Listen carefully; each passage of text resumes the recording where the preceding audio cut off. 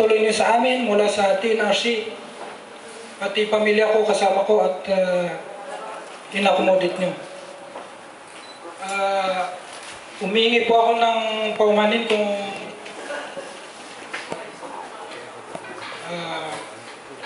na makapagsalita ng kahit konti dito. Ako po si Brad Alan Akraman mula sa TNRC, kasalukuyang Vice President ng TNRC. Ang chapter ko po ay TIP Chapter 1985. Isa po ako sa founding at organizer ng TNRC. Mayroon po akong hingin sana sa pagkakataon na ito.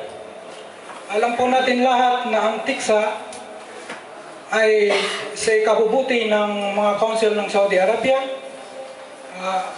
lalo na sa kapatirang Taugamapi.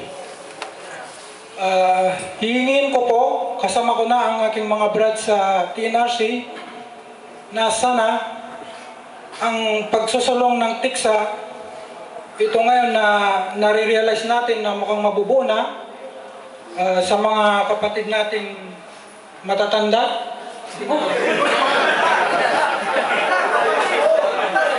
Matatanda sa fraternity. Hindi ko ibig sabihin edad.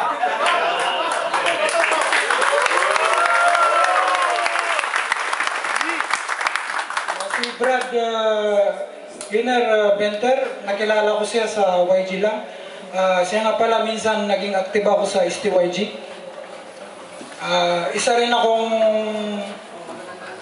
nung i-propose ang TICSA, isa rin akong sigurong yung mga nagsulong dito, ipag-paumanin yung mabanggit kong pangalan, si Brad Louis Monte Alegre. Isa rin akong kinausap.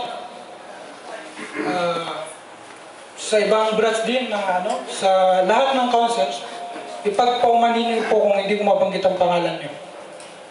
Isa lang ang hihilingin namin dito, huwag sanang magkaroon ng politika itong pagsusulong ng TICSA, at nawa sana ay maging successful tayo. Mabuhay ang Taugamapi.